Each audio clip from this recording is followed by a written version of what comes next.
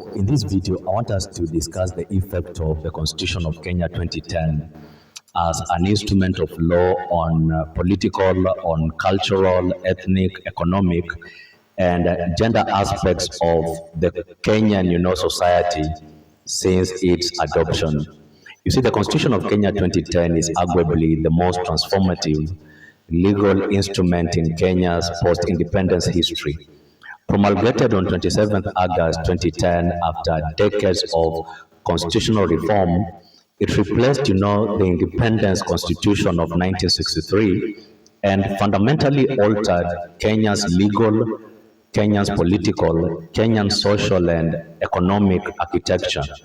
Article 1 declares that sovereign power belongs to the people of Kenya, while Article 2 establishes constitutional supremacy. You see, this transformed Kenya from a highly centralized and executive-dominated state into a constitutional democracy founded on human dignity, founded on equality, founded on human rights, founded on social justice and the rule of law, so that its effect can be examined politically, culturally, ethnically, economically, and also in terms of gender relations. Now, I want us to look at the political effect of the Kenyan 2010 Constitution. The first political effect of the 2010 Kenyan Constitution is the introduction of devolution. One of the biggest political transformation was devolution under Chapter 11 of the Constitution, so that Kenyan moved from centralized governance to 47 county governments. In fact, Article 174 of the Constitution provides that devolution aims to enhance democracy, to promote accountability, to protect minorities, and to promote equitable development. So that devolution significantly changed political participation by bringing governments closer to the people, so that counties now control health, they now control agriculture, they now control local transport and county planning. Devolution was one of the Constitution's most ambitious reforms and sought to address decades of exclusion and over-centralization. Now, the effect of devolution was that before 2010, power was centralized in Nairobi, but after 2010, political participation became localized. An example is that a governor in Turkana currently can directly address the needs of Turkana County without waiting for Nairobi. If you look at the case of Speaker of the Senate versus Attorney General, the facts of this particular case was concerning that a dispute arose on whether the Senate should participate in legislation affecting counties. And the issue was whether county legislation required Senate involvement. And the rule is that constitutional division of power is there under devolution.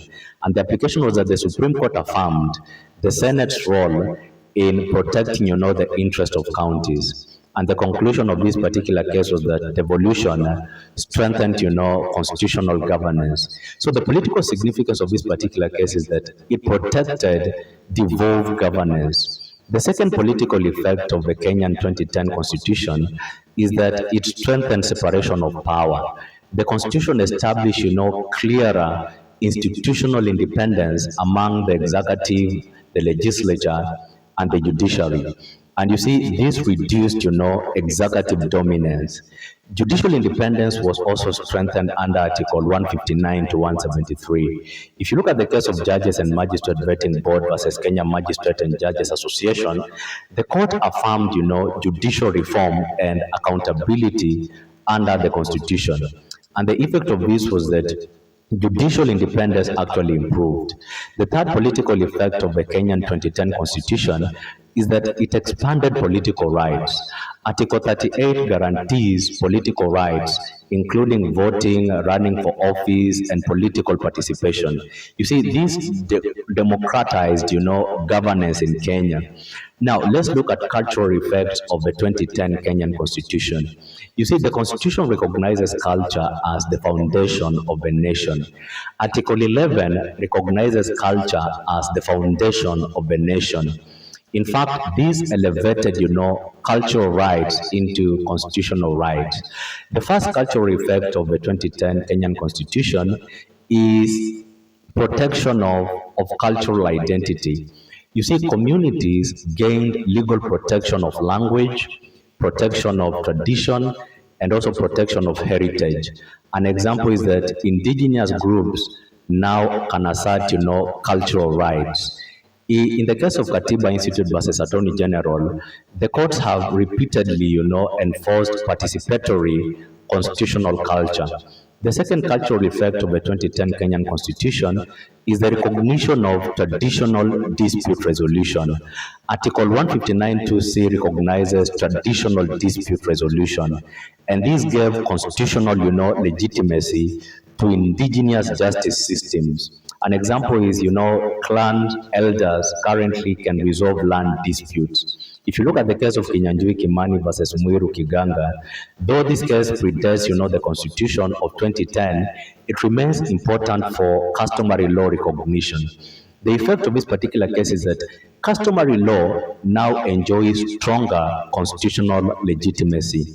The third cultural effect of the 2010 Kenyan Constitution is ethnic effects. You see, ethnic division has historically shaped, politics in Kenya. The Constitution, attempted to reduce ethnic domination through a number of things, through national cohesion. Article 10, introduced national values, values on inclusivity, equality, non-discrimination, and unity. And these values, sought to reduce, tribalism. The Constitution also attempted to reduce ethnic domination through minority protection. Article 27 and 56, protect marginalized groups so that minority communities gained representation. In the case of Commission for the Implementation of Constitution versus Parliament of Kenya, the courts emphasized constitutional implementation, protecting inclusion. The Constitution also attempted to reduce ethnic domination through devolution, which reduced ethnic exclusion. Historically, marginalized counties in Kenya currently are able to gain, access to resources. An example of marginalized countries are Turkana, Mandera, and Marsabit. So that devolution sought to ensure, equitable sharing of resources. Be that as it may, ethnic politics still exist, at county level, so that it seems devolution has decentralized tribal competition. Now, I want us to shift our attention very quickly to economic effects of the 2010 Kenyan Constitution. You see, the Constitution transformed economic rights and governance. First, it transformed economic rights and governance through recognition of economic and social rights. Article 43 of the Constitution introduced enforceable socioeconomic rights like health, like housing, like food, like water, and also education. And you see, this changed the legal understanding of welfare. In fact, the 2010 Constitution entrenched, extensive economic and social rights as justifiable rights. If you look at the case of Mitubel Welfare Society versus Kenya Airports Authority, the facts of this particular case were that residents were evicted from informal settlements, and the issue was whether housing rights were violated. And the rule is that Article 43 protects, the right to housing. So the application of this case was that the court recognized housing rights, so that the forced eviction without due process was considered, unconstitutional. Now, the economic significance of this particular case is that socioeconomic rights, became enforceable. Secondly, the Constitution transformed economic rights and governance through equitable resource distribution. Article 202 of the Constitution, requires equitable revenue sharing. In fact, counties currently receive national revenue, and this, promotes regional development. Thirdly, the Constitution, transformed economic rights and governance through public finance accountability. Chapter 12 of the Constitution of Kenya introduced transparency, accountability, and public participation. And you see, this improved fiscal governance. In the case of Institute of Social Accountability versus National Assembly, the courts emphasized public participation in budgeting. Now, let's look at the gender effects of the 2010 Constitution in Kenya. You see, the Constitution profoundly changed gender relations. Article 27 guarantees equality. Article 81B introduces the two-third gender rule so that not more than two-thirds of elective or appointive bodies may be of the same gender. And this constitutionalized gender inclusion. The first gender effect of the 2010 Constitution in Kenya is increased women representation, in that women now occupy positions like governors, senators, cabinet secretaries, and chief justice. This was rare in the pre-2010 Constitution. If you look at the case of Center for Rights, Education and Awareness versus Attorney General, the facts of this particular case was that it involved a petition on implementation of gender rule. And the issue was whether Parliament violated the Constitution. And the rule is that the two-thirds gender rule principle is embedded in the Constitution. And the application is that the court directed Parliament to implement two-thirds gender rule. And the conclusion is that gender inclusion in Kenya is mandatory. So that the significance of this case is that it strengthened women constitutional participation in Kenya. The second effect of gender in relation to the 2010 Constitution is protection against gender discrimination. You see, women gain stronger legal rights in matters inheritance, marriage, and employment. If you look at the case of Rono versus Rono, the court upheld equality in inheritance, and this aligns with constitutional equality. The third gender effect of the 2010 Constitution of Kenya is protection from harmful practices. The Constitution protects women against FGM, against forced marriages, and discrimination. Be that as it may, there are serious challenges in implementation of the 2010 Constitution of Kenya despite the progress it has actually made. And the first challenge in implementation is corruption. You see, devolution created new corruption centers called counties. In fact, governors in Kenya are by far the most corrupt people in Kenya. The second challenge is failure to fully implement, the gender rule. You see, Parliament has failed to fully implement Article 81B of the Constitution. Scholars note that despite constitutional guarantees, actual gender transformation has lagged in Kenya. The third challenge is ethnic politics persists. You see, tribal voting patterns remain strong in Kenya. The fourth challenge is economic inequality. Poverty and unemployment are the order of the day in Kenya. So let's carry out a critical evaluation of the effects of the 2010 Constitution of Kenya.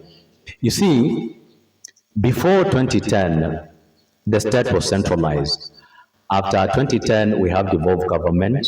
Before 2010, we had executive dominance. After 2010, we have separation of powers. Before 2010, weak rights protection. After 2010, a strong Bill of Rights. Before 2010, we had limited women participation.